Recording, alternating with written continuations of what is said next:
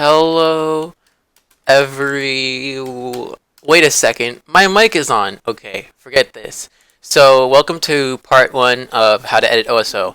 OSO is a really complicated show to edit because everybody gives their files in different formats. We prefer FLA if they have one, but sometimes it's not possible, and sometimes we have rogues who just give us Swifts anyway. I mean, who knows? Maybe they're like using a program that gives you those and doesn't give you FLAs. Well, anyway, so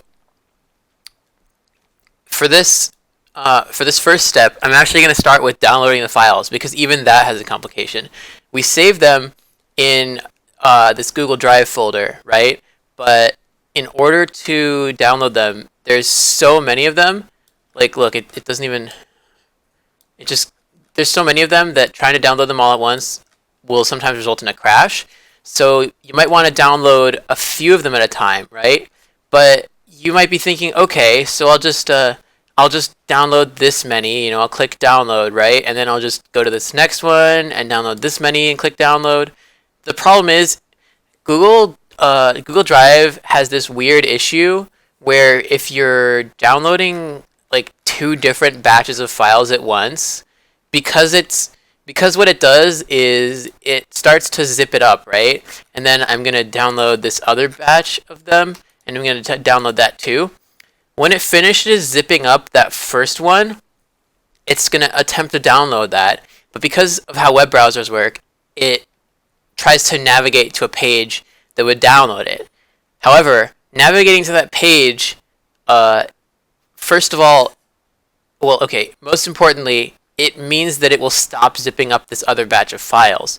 But in addition to that, because it's zipping them up, it'll give you a dialog like, "Are you sure?" And if you're like, these are going to take a long time to zip up, right? I guess these are kind of fast, but if you like leave the room and you come back and you're like, "Oh, yes, I am sure," the download for the zip will already have expired because see, look, it's going to tell me, hold on, let me just get this out of the way real quick. Okay, so so it's telling me I got to leave the page, and so because I'm leaving the page, it does download them, but in this case, it worked out fine. But there are problems that you could run into. So I would definitely, the method that I used when I was downloading these for episode 1 was I duplicated the tab a bunch of times, and in each tab I selected like 1 through 5, then the next one I did 6 through 10, and so on. And because they were in different tabs, they didn't yell at each other, so it was able to download them without even bringing up the dialog to "Are you sure to leave the page?" So that's how you download files for OSO if there's a lot of them. Hey, welcome back to the tutorial. In this next part, I'm going to show you how to unzip a zip because I don't know, I guess I just want to cover everything. So when you want to right click on the zip file that you get, right? And extract all, and it'll bring up this dialog, and it'll tell you where you want to extract it to, and I'm just going to say extract, and it will do it. It'll make you this folder, and here's all the files. Now, when I do the next part, there's going to be different files here because of how I'm doing the tutorial, so see you in a sec.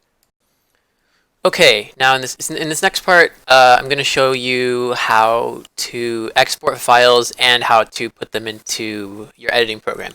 I'm going to be using Premiere because it's what I have, and it's not that bad. In fact, I would say it's pretty good. And it's definitely very compatible with a lot of software, a lot of video formats. Now, obviously you can use whatever you want, but I'm going to be using this, so if you're having problems, ask somebody who's good at your program or just use this. Now, you may be wondering, well, what about the exporting step? Because that's an important step in making the in turning these various files into the video. And well, exporting and dragging them in kind of goes hand in hand because you kind of have to gauge how the file is going to be a problem before you can make it not be a problem anymore, so to speak. So I'm going to make a new project. And I'm just gonna leave these all whatever because I can fix that later, and I'm just gonna call it like plop test because I'm showing you how to plop. Okay, this has to go. This goodbye. Okay, so here I am in Premiere, and real quick, I'm gonna make Premiere smaller. And when you get it in, it'll probably look more like this, which is good. So here's my folder of some files that I want to plop in. So we've got 1A, that's the first one. So it's an MP4, so it should go just fine. And since I dragged it in, it changed the sequence. So this is the sequence. If you don't really know how to use your editing program, that's kind of your thing. I'm not really going to show you how to use the editing program, unless you want me to. So if I look over here, yeah, okay. So this sequence 1A is like it's 1080p and the audio is, I think, correct. Is it 48? Let's look at it. Is it 48? Yeah, it's 48. So I'm gonna like change the name of the sequence to be like final or something, and later when I need to make another one, I'll be like final real or actual final, or this is the final one, I swear, that sort of file naming stuff. So let's play this real quick with the spacebar. Okay, hold on, let me just make sure that my volume is up. Premiere high enough? It's weird, I don't... Okay, well, if you can't hear the audio in Premiere, go to Preferences and Audio Hardware, and the output should be what you're listening to it on. So in this case, it would be my headset, and let's see if Bandicam, unregistered bandicam.com, can hear you. Okay, I think you can hear it, so that's good. So we got our first scene, and there's nothing really bad about this scene. We didn't even have to export it. Let's jump ahead to this FLA, since that's the most common thing you'll be getting, I think. So I'm going to open it in Flash, which I have. You should probably have a really recent version of Flash. I think I'm going to designate the exporting job to different people, but you may need to contact whoever's exporting or whoever's editing. You might have to like be in contact with that person a lot, because you're going to run into problems that both of you are going to have to solve together. So here's my FLA. It's got all the audio, and what I want to do is export video. Now, I have this configured to a keystroke because I do it a lot. I would recommend doing the same. And if you need help configuring keystrokes, just ask me. So you want to put in the height 1080. Oops. And you want to put the file somewhere. Usually, in this case, I would put it in a folder that's for RAWs.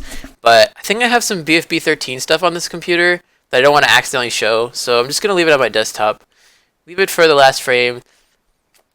I would say for this, you don't need to worry about converting it into Adobe Media Encoder. I may eat my words in a few seconds, but I think that's correct. Okay, so it's exported. It exported pretty fast, and it made it not be saved. But then it was like, wait, no, it's fine. So it saved it. I'm gonna minimize, animate, and now let's. Where did it? Oh yeah, it's on my desktop, right? How could I forget? So 1e.mov. I'll just drag that in here, and let's take a look. Okay, so our first little problem has shown its ugly face, which is that some videos have black frames at the end, or just stuff at the end that you want to cut out. So you want to take the cutting tool, which is pressing C, make sure, yeah, okay, and then you cut it, and then you press V to select, and you delete the empty frame. And if you don't know, in Premiere, the cursor, right, you see this blue bar coming out of the cursor? That's because the cursor is on the frame that's after it. So if I go, if I just press undo a couple times, this final frame here, this little chunk, is the black frame. So in order to, so it's showing me the black frame because I'm on the beginning of it, but this is the frame. So I just want to delete this frame. Oops. What did that do? Oh, it actually accidentally zoomed out. Okay, sorry, I'm not very used to Windows, so forgive me. I don't know where I am. I don't know where I am. Okay, sorry about that. So, cut, select, click, delete, and then you can either drag it where it needs to be, or you can just like delete the empty space, like that, which is kind of weird, but it works, right? So you don't want to have any like single black frames between your shots. I mean, there might be a moment where you want to artistically have a black screen, but the storyboarder probably would have thought of it already. So, yeah, so here we are. I mean, these are obviously not supposed to go next to each other, but for the sake of demonstration, this video comes in here just fine. There's no problem with it whatsoever. So that's cool. Now to bring in this WMV, Windows Movie Video. That's kind of redundant. Maybe it's Windows Media Player Video. Anyway, I'll drag it into here, and as you can see when I'm trying to drag it, it has no audio, so I'm going to drag it into here first, because that'll make it cache the file. So if I put it in here, hopefully it'll have audio, but since this actually doesn't have audio, it still won't. But if you're dragging something in and it's only audio or only video and you think that's wrong, then put it into here first and then it might fix it. But in this case it won't, because this one actually doesn't have audio, because this isn't actually animated, despite the fact that we asked for it to be animated. So as you can see, this one's going to be a real problem. Thankfully, Premiere is okay with Windows Movie videos, so that's not going to be a problem, but this person's PowerPoint controls and cursors show up here. So I'm gonna copy and paste this this video, and I'm gonna put it on a higher layer. This time I'm gonna right click on it with my timeline cursor kind of at the beginning of it. I'm gonna do add frame hold, and what that does is now it's just going to show this frame the whole time, but since it's on a different layer, it's okay. Now, let's just hide the lower layer for a sec so we can only see this layer. I'm going to go into the effects mode, which gives me this extra box, and I'm going to search up crop. How to crop video. That's something I Googled a lot when I was younger. So I don't want to actually obscure the art. I just want to... I'm like dragging this, so my mouse, what I'm doing is I'm pulling it up like this, like up and to the right. So I'm dragging it to increase the amount that it's cropping on the right, and hopefully this will get it all. So now like this top layer is just this. So now if I show the bottom layer, as you can see, the cursor that was here and the PowerPoint controls, they both go away. So that's one way that you may have to clean things up as the editor of OSL. Next, this is a SWF. Now, because it's a SWF, you can't use Flash to export it because the exporting method that Flash uses needs the FLA. So I'm going to open Swivel, and I need you to cover your ears because it's loud. Swivel. And sorry about that. It started up on the other screen, so you didn't get to enjoy looking at it. Anyway, so I'm going to input a SWF here. I'm going to add the SWF, and I'm going to navigate to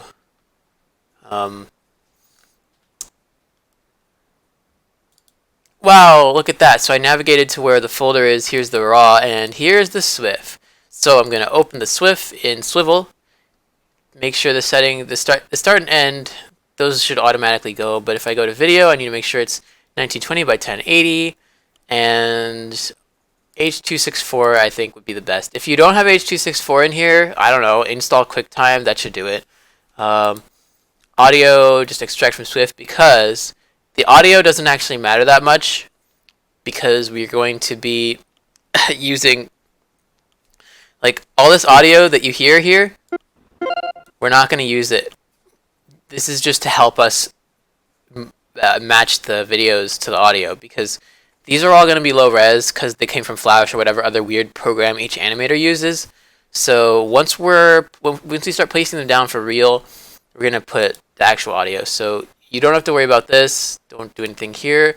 Just press convert, and it'll do it. It'll record the SWF. Swivel really helped a lot of people out before Flash basically put Swivel in their own program. So yeah, this is what it looks like. It's basically just going to every frame, but it can also make movie clips stop, which is an insane power, and I don't know how it does it. It's important to keep the audio though, because you're going to need it, and you'll see why in a sec. Sorry, that was loud. Okay, going back. We don't need Swivel anymore for now. It put the MP4 next to the SWF, although you can put it in your RAW folder if you choose to have one. I would recommend that, because you're going to have a lot of files, and they're going to take up a lot of space, especially the ones that come out of Flash.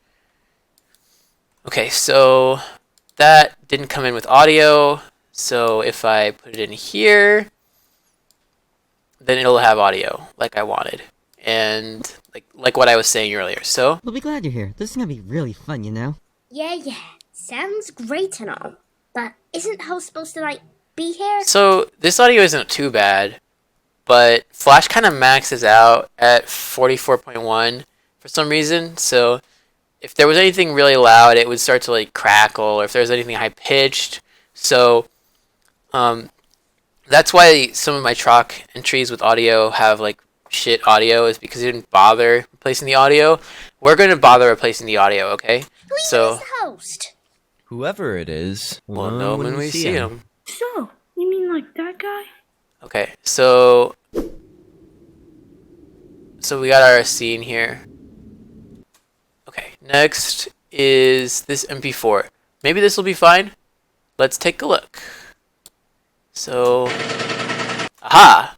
You're gonna get a lot of these too. So, this one's a little smaller than it should be because it's 720p. So you want to just scale it up to 150%, and it should fit the whole screen. Just in case though, sometimes when you do that, it still leaves a little bit of black around the edges, so I put 151, which is barely different, but it definitely covers all the corners. Alright, now that you all have arrived, I'd like to personally welcome you all to Open Source Objects! Now, we have 2f.mov here. Movs are okay here, usually. Let's take a look at how it goes. Again, it's too small, so I'll just scale it up to 151. And what makes this open source? okay, so this one's fine. Let's bring in this one then. See, you're just gonna bring them all in. Worry. Okay. Worry. So there's a lot of stuff going on in this one. Its first frame is a little messed up, although I don't really want to change it. But if you wanted to, you could. If it was a frame in the middle, you could do a frame hold that I showed you how to do and just make it match up. But what I do want to do for this is, because it's got the white background but it also doesn't fill the whole screen, I will this is going to be kind of a backwards way to do it, but I'm going to make a new black video, and I'm going to drag the black video in here and make it the right length. Oops, just cut that short real quick. I pressed home. Oops. There. Okay, and then I'm going to find a color related filter, like brightness and contrast. That should do it. And I'm gonna make the black really bright. Okay, so that didn't work because it's black, so the brightness and contrast filter won't do it. Maybe if I try color balance. Okay, that didn't do it. I don't know which one I'm looking for. Tint would work. Map black to white. Map white to white. And tint it a lot. It didn't do it. Okay, well, Oh, that's right. Okay, so this video actually contains the black bars for some reason. So not only am I going to have to put white behind it, I'm going to have to crop this video. So I'm going to pull a little bit off the left, and I'm going to pull a little bit off the right. And now that it's been cropped, the black parts are gone, and you can see the white underneath. Hopefully that makes sense. If it doesn't, and you're the editor of OSO, contact me. If you're not the editor of OSO, I'm not going to pick up. So don't at me. Worry about So now we're going to bring in this MKV. I don't even know what an MKV is. Clearly this doesn't either. But maybe if I bring it in, it will. Yeah, okay. See? There we go. about Ah, that's dunks. about Okay, so actually this is really important. You may have been wondering, well, if this was being such a problem with its bars, why didn't I just scale it up, right? But it's because the shot right after it matches the cut. Otherwise, it would be fine to scale it up if you wanted to do that. But here, the cut is matched, so I need to actually just leave it the right size and just fix the black bars. So, about Source. worry about worry about and as you can see, they kind of have some of the same audio being repeated. So I'll show you how to fix that once I get to the audio stage. Now, in actuality, you would be dragging these in with that with the next step happening, but just to show you what's going on, I'm gonna do that. Oh, also remember to save often. I have autosave on here, but you might not, so save a lot. I mean, who's not gonna tell you that? Next one, the next file is a PNG. Before I bring this PNG in, I'm gonna go to my project settings. Is that no, this isn't where I want to be. I want to be in the preferences for Premiere, and I want to go down to timeline. Yeah, timeline. So I don't know how different editing programs will work, but for here, you can set the still image default duration by typing the number of frames. So I guess 16 is good, but sometimes I've wanted it to be 1, and in Premiere, that affects when you drag them in. So if I did this, I can now drag it onto the timeline at 16 frames long, but if I have this in here and I brought it in when the number was 16 and I changed it to say 8 or something, this would still be 16 because when I imported it, its default was set to that number. So it's just so you know. So I'm going to bring in this PNG, and it's a length, and it's really small, so I'm going to have to make that a lot bigger. That seems about right. Maybe a little bit bigger than that, like 260, I don't know. In the original video, I had to shake it, so you would just change the position by moving these numbers, or if you click on position, it lets you drag it, so that's cool. If you need any help with that, let me know, but only if you're the editor of OSO, or you can just comment and maybe I'll get it, I don't know. Okay, so now we have a FLA with the background, so let's open that in Flash, and here we go. Here's the background, here it is with the background. Now that's pretty good, but sometimes you'll get a FLA with a background and it looks like this. go. That's because the person who was in charge of putting the background in just sort of dragged it in without worrying about what frame it was on, and that's how it works. So if that happens, what you want to do is you just want to drag this here and it'll fix it. Or a much riskier trick that will probably not work, so don't do it, you could right click here and clear keyframe and it might absorb the frame to the right of it, which is really weird behavior and I wouldn't recommend relying on it. But it worked this time, didn't it? So we're going to edit it, export it again. I'm going to use my keystroke this time. Again, we're going to do 1080p.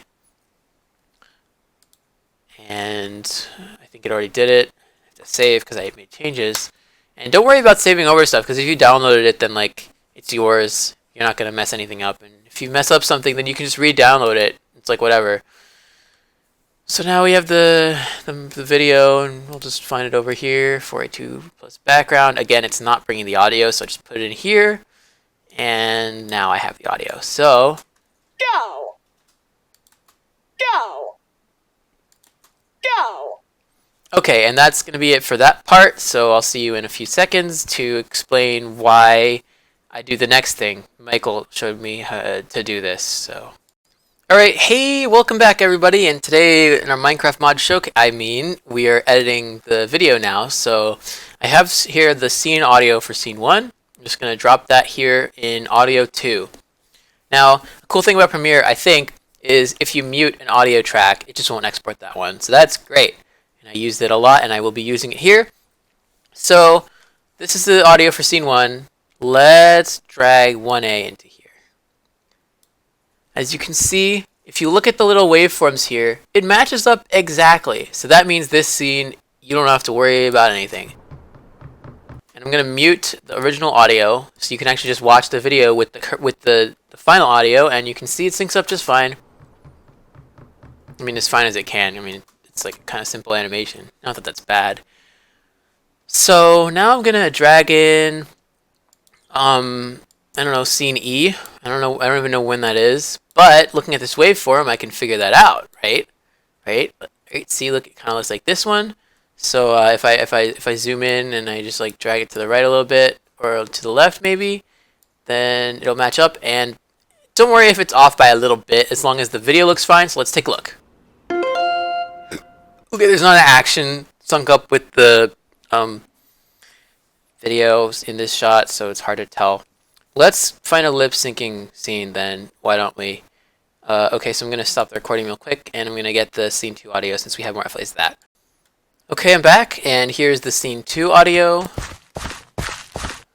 I don't have scene 2A in here, but I guess I could. I could bring it in here, but for now I'm gonna put in 2C. So I kind of eyeballed where it might end up, but maybe I'm right. I don't know. This doesn't look familiar. Let's zoom out a little bit. I'm holding Alt and scrolling down to zoom out. That looks like near the end. So yeah. See, here we go. These waveforms look pretty close.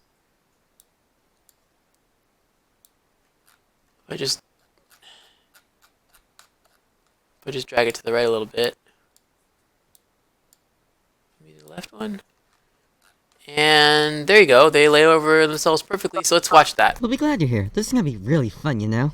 Yeah, sounds great and all. But isn't the host supposed to, be here? Who even is the host? So as you can see, it's syncing up just fine, despite this not being the flash audio, but being the original audio, because I sunk these up. And since this is muted, we're only hearing one of it. Now, I'm gonna bring in, I don't know, I guess I'll just bring in the scene 3 audio, 2B, I mean. Yeah, so here's the audio for scene 2B. And this is after the intro, so I would have plopped the intro here. I don't know, maybe as the editor, I'll ask you to leave a space for the intro. I don't know. It depends. Okay, so we actually have the video for that, which is 2J, I think. No. Which one is it? 2H maybe? 2E? Yeah. There we go. So, as you can see, the audio is a little late to start in this video. Not the fault of the animator, just a consequence of how videos are inconsistent in that way. I got a text message. Okay, whatever. Okay, let's play it. Okay, so remember, like last time, we want to scale it up to 151, and then that should make it fill the screen. Now, if you're having the opposite problem, where a lot of them come in too big, then you have a bigger problem where your sequence is actually, your sequence, which I have named final, this is a sequence, this sequence. Your sequence has a problem. So if I see my sequence right here, oh my god, hold on, I gotta mute my phone.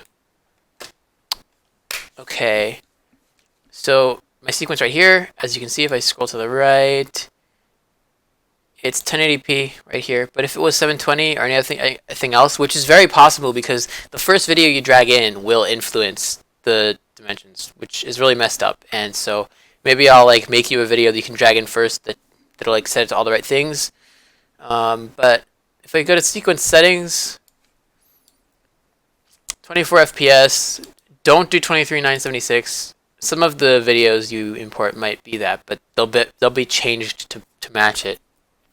Actually, I think there's a dialogue that comes up every time I drag something in there. It's like, it would be different. Are you sure? And like, yeah, make it match the sequence so that everything else is matched. So you want the audio to be 48K. You want this all, like, don't feel the need to copy all of this because it'll all be just whatever. I don't know. Maybe if you're having a really big problem, that might be the problem, and then you'd contact me. But whatever. So as you can see. Alright, now that you all have arrived, I'd like to personally welcome you all to Open Source Objects! So that's basically the basics of plopping things in. Maybe if I skip ahead, because I actually wanted to show you something. What makes this open source? Right, okay. So then I actually have the shot that comes right after this, which is what, like 2E, so I need 2F, right? So if I were to just put that right up against it, then the audio, as you can see, is a little bit not correct. So I look at these and I find out which one of them, This open source.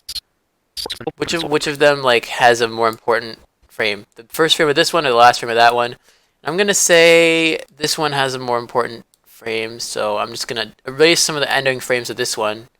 There's not really much happening. What makes this open source? And as you can see, it lines up and the dialogue is fine, and I just need to scale this up. And there you go. What makes this open source? Don't So just to show you that a little bit more, I'm going to bring in the rest. So what 2H is here? I think 2H goes here, right? worry about No, it goes here. And 2J goes here. Let's worry about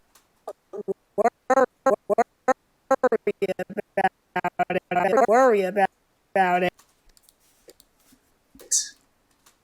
So this is about actually, so Don't worry about it. Don't worry about it. this one's really hard because I don't think either of them are lip synced that well, so it's hard to tell like where they need to be. So I would just like figure out where it is in terms of the other Worry scenes. about it. Worry about it. Worry about And of course make sure to fix the white background on the ones from EFAF. I'm sorry if I'm pronouncing that wrong. Okay. So now after this, I'm going to open the file that I used for OS01 so I can show you some other stuff that is kind of niche behavior. And I'm also going to show you how to remove the Flip-A-Clip logo. Okay, hi. So this is the final sequence for OSO. I've muted the music layer because I'll talk about that later. But let's take a look at some little things I did. So most scenes actually, okay, actually I deleted the audio for scene 1, so I might skip over it. So most scenes are going to need a little bit chopped off the end of them.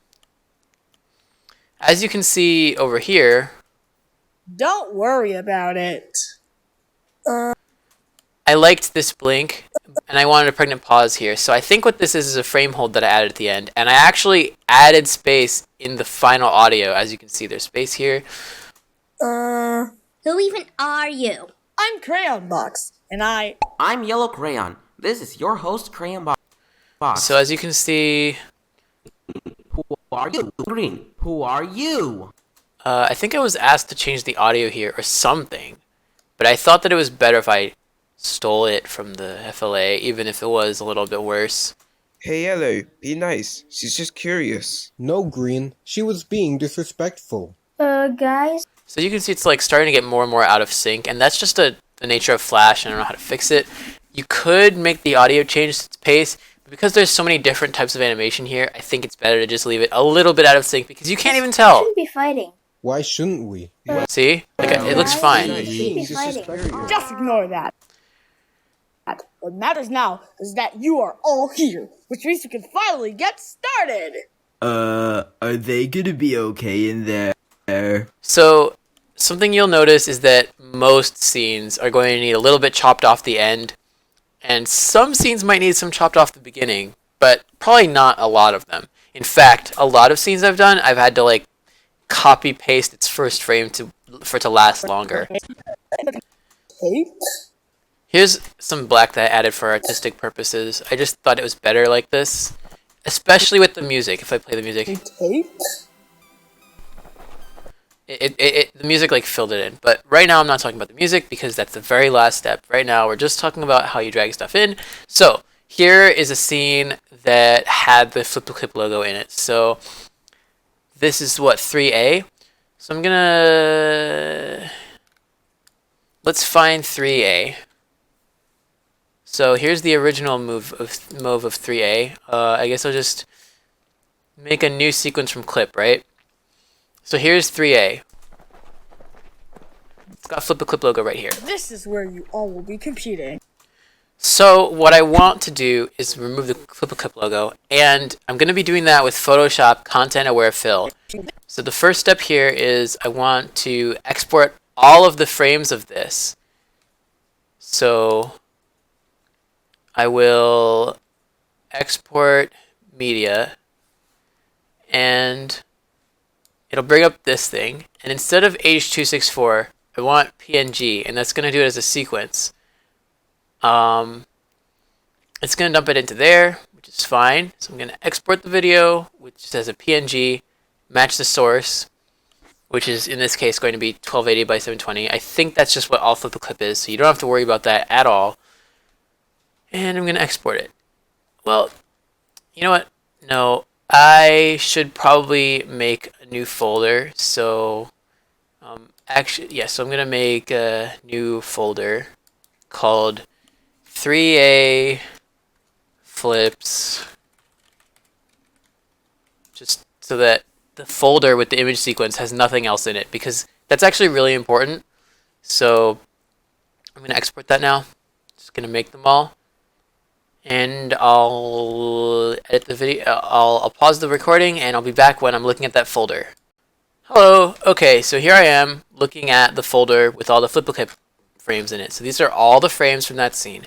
Now, the first thing I want to do is I want to open one of them where the FlipaClip logo is extremely like apparent, right?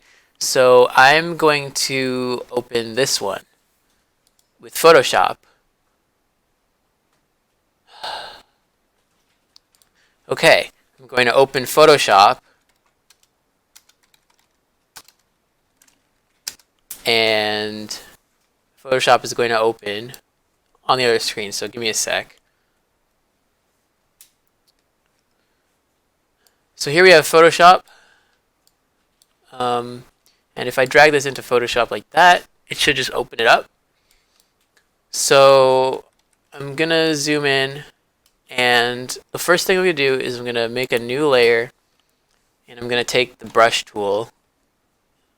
It should be pencil style, and I guess I'll make it like 15 pixels.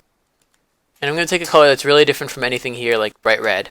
I'm just gonna draw over the FlipaClip logo. Just like that. Make sure that there's no anti-aliasing on your brush,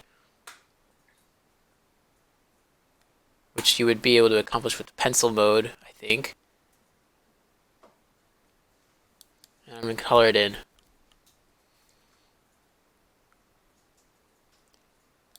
So now you have this layer, right? So I'm going to duplicate this layer, duplicate layer, into a new file. And I'm going to save this file in the OS01 directory. I'll just call it FlipaClip shape, and I need it to be a PSD. Photoshop, give it to me. Here you go. With the layers preserved, all that stuff, and this will come up. This doesn't matter. It's okay. Now that we have that, I'm going to open up the Actions panel. I can do that by pressing this little play button here, but if you can't get that, you just go over here and you do Actions. And here you have Actions. So here I have Tomi's cool ass actions. And I already made an epic flip clip eraser, but for this I'll be showing you how to make it yourself.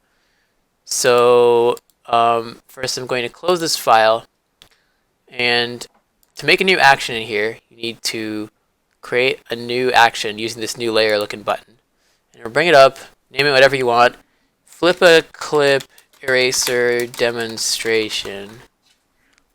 I can't believe I typed that right. Okay, anyway. And if you want, you can give it a color. I'll show you what the colors do later. So this will be orange. It'll be a flip or clip eraser demonstration. So now, as you can see, record is enabled. So the first thing I want to do is open that file again. So I'm going to do File, Open, and I'm going to open flipclipshape.psd. The second thing I want to do is oh yeah, that's right. So I'm gonna do select all. So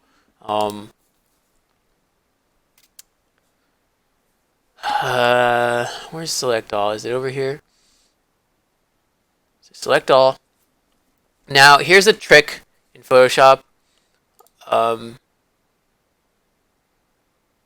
Wait, you actually don't have to do that.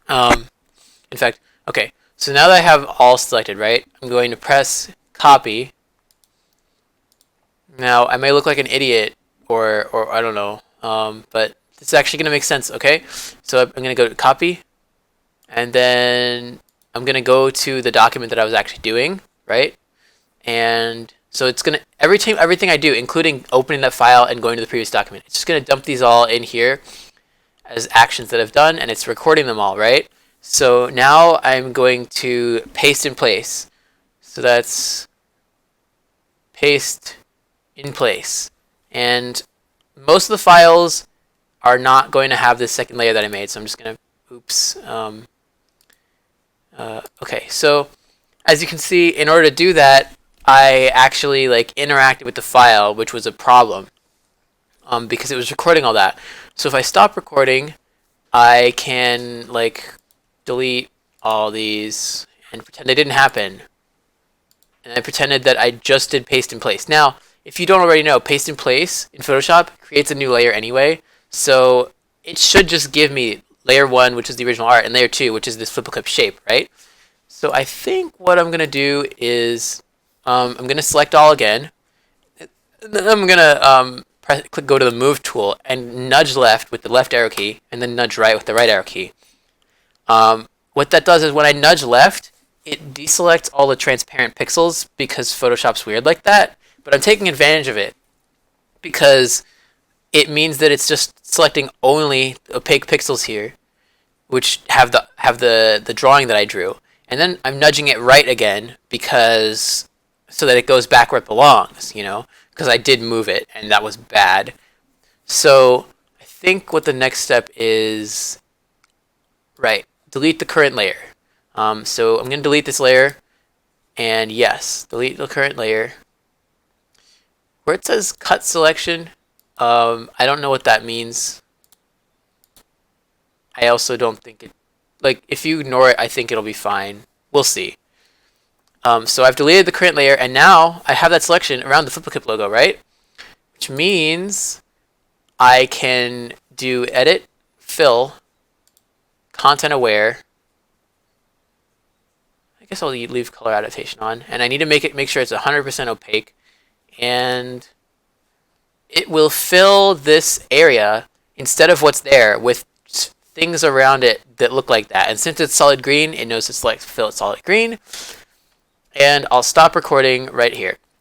So it matches that. I don't know what cut selection is or why it's there, but I also think that it might not cause a problem. But if it does, we'll just delete it, right? We can pretend that certain things didn't happen by deleting them with this trash can. So I've created this action, right? Now I'm not going to save this file because I'm going to run the thing on it again. So this time I'm going to do File, Automate, Batch. And so as you can see, it put that already in there, but if not, then I would select it myself. FlipaClip Eraser Demonstration, or whatever you named it. And I'll choose the folder. 3A flips, right? This is the folder that has them all in it, but since it's Windows, it's not showing them. So there's my folder.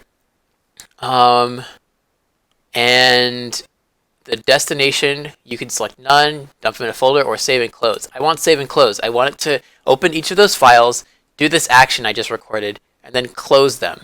So I have it as do it and save and close, and I'm going to hit OK, and it's just going to do it.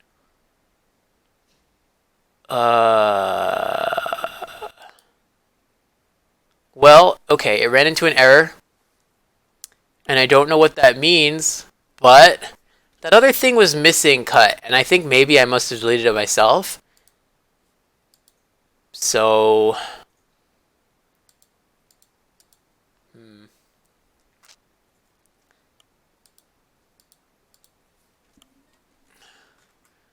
let's see what the problem is. Oh, okay, so that nudging trick I showed you, it doesn't work with actions. So I need to actually delete a lot of these steps because I did them wrong.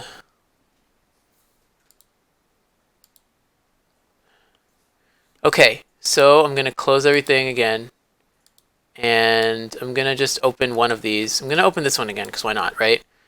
And this time I'm going to double click on this. Or not. Oh, no, I'm going to select it. I'm going to press the play button, and that will do it. And since I deleted all the parts where it started to be wrong, it'll only do it up to that part. So now it's done all that, right? Now what I want to do is, here, let me just zoom in. Zooming in doesn't really an action, so it wouldn't really, but I should hit record, right? Instead of doing the nudge trick, I'm going to do something that's a lot more robust. I'm going to take the magic wand tool, make sure it's contiguous, set the tolerance to 0, right, so I guess it doesn't actually matter if it's contiguous since this is supposed to be a full shape. So I'm going to select anywhere that's not there, but try to be as far away from it as possible without trying to touch a boundary. So like here or so. Oops. That was wrong. I actually wanted to select that. So let me just delete that action, and I'm going to start recording now. And I want to select where the FlipaClip logo is, right? So I'll click on this shape, and it will take the shape. So now we'll do what we were supposed to do, delete the layer, and then fill content aware, and make sure it's 100 opacity, and it does it. So now we'll stop, and we'll try to run that action once more. Don't save, and okay, so we're going to do it again, automate, batch, FlipaClip eraser demonstration, save and close, and the folder is correct because you already set that up, so just press OK. And what it's doing is what all the stuff we did. We opened the new file, we select all, copy, and paste it where it belongs in the old PSD, or PNG I guess, and then it selects the FlipaClip logo in that PSD, and then deletes the layer, so the selection is actually surrounding the real FlipaClip logo. That does content aware fill, which, as you know, takes from its surroundings and does its best job to pretend that whatever you had there wasn't there. And then, since we have the batch thing set to save and close, each time it does that, it saves and closes it. And the thing is, it doesn't know to close the FlipaClip shape PSD, so it's just leaving that open. But what I guess this command open also means just go to the file, which is great because it makes it really robust. Otherwise, I would have had to make a command that like closed the FlipaClip shape PSD, and I don't even know how volatile that would have been. So I'm glad I didn't have to do that. So now it's just erasing the FlipaClip logo in every one of these frames, and we're just gonna watch it do it. Like when you're doing the actual edit, you could totally just like walk away from your computer and wait for it to finish. It doesn't take too long. I mean, I would consider this to be a type of rendering anyway, especially since like the FlipaClip videos are already rendered, so this is the real step you have to do to them. So it's almost done. It's like just on the last few frames. The animator decided to... Okay, so it finished actually. So now I'm just going to close Photoshop because, you know, we're all done here. So now if I look at one of these frames, it's like the FlipaClip logo wasn't even there. Maybe there's some artifacts there, but I still think it's a lot better than having the FlipaClip logo. And it's just there. And now to bring back Premiere. Did I quit Premiere? Nope, it's right here. So now that I did that, I want to put it in the place of what's here. So right now, see these are stuck together. I'm gonna right click and I'm gonna unlink them so I can delete the video. And now I'm going to File, Import, and navigate to here and select the first image in the sequence. And make sure image sequence is checked. And it will give me the 3A image sequence. Yeah, see, 3A0.png. It says it's a PNG, but that's actually just the name of it. As you can see, with this video thing, it's actually an image sequence. So now if I play it, This is where you all will be competing. the logo's gone. And yes, there are a few frames where it looks weird, like this one, but like it's so much better, you know? This is where you all will be competing. And there you go. So then now that I have this 3A sequence, you know, I could reveal the sequence in the project to see that it's right here. I could then drag the sequence here to match it up, or as I seem to have done here, I could just drop the image sequence right there onto the timeline. Either of them will work. So don't worry about it. So that's what I did here, and Content Aware Fill, I think, uses some amount of random number generation, because you can see that the frames are a little bit different from how they were affected. I mean, they're similar, right? But it's a little different. Also, I don't know. I don't think that's my fault. Anyway, so that's how you remove the FlipaClip logo, and I think that's everything. I will be handling the credits for episode 2, so you don't need to worry about editing the credits. But if you want to take a look at the credits, it's a doozy.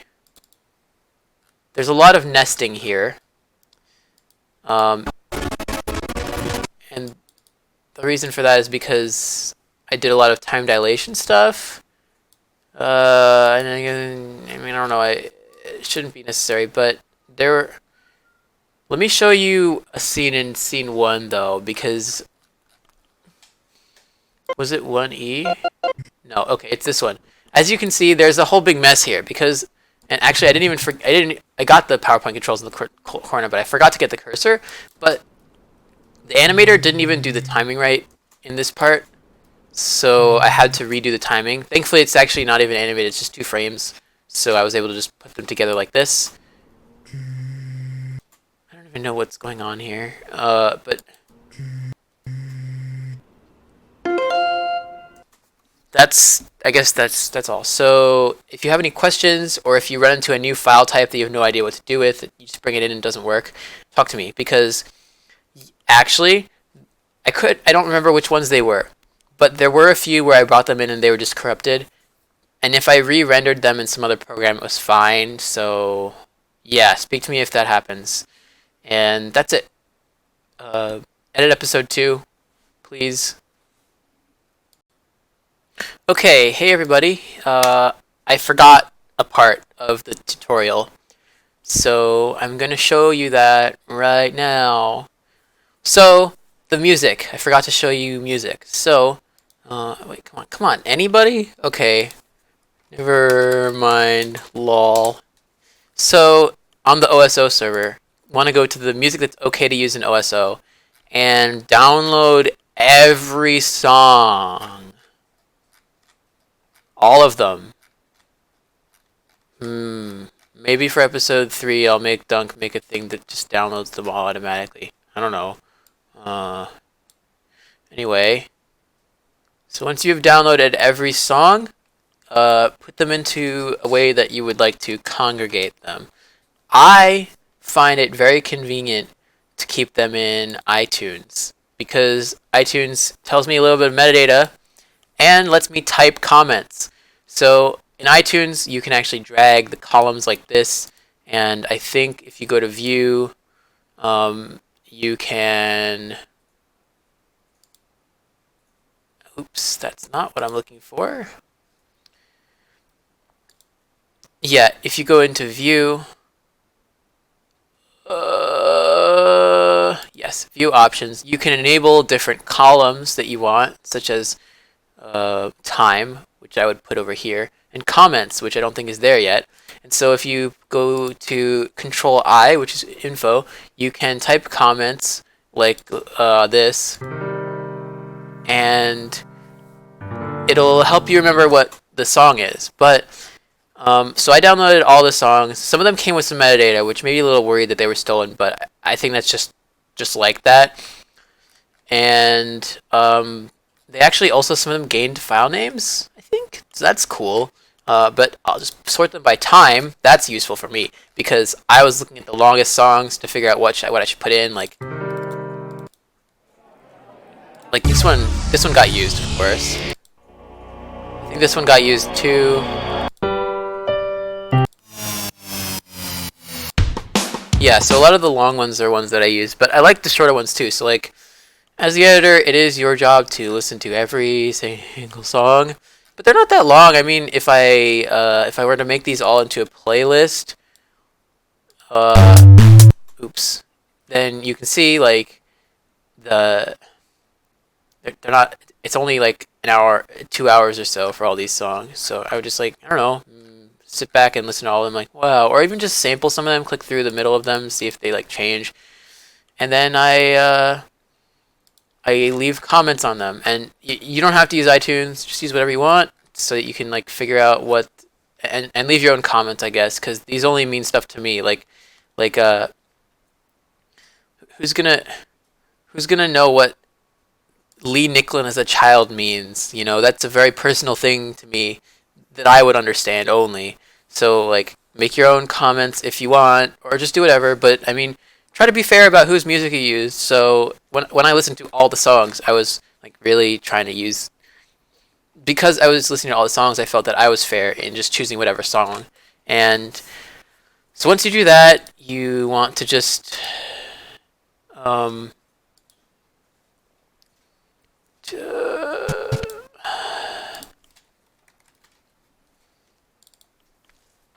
you just want to drag the music in, like, you know, on another audio layer, and then Source. Don't so you can worry hear, about it. here I have music here, Who even are you? and that's it. You can do whatever you want. Try to keep the music kind of quiet. I mean, I would like people to be able to hear it during the episode, but more importantly, they need to be able to hear what's actually happening. So if you pick a song that you really, really want people to hear, I guess like put it during a scene where there's no talking. I don't even know if there are any. I mean, the fact that we use a script first means that there's not much room for the story not to be dialogue focused. Maybe in a future episode we'll do it storyboard driven. I don't know.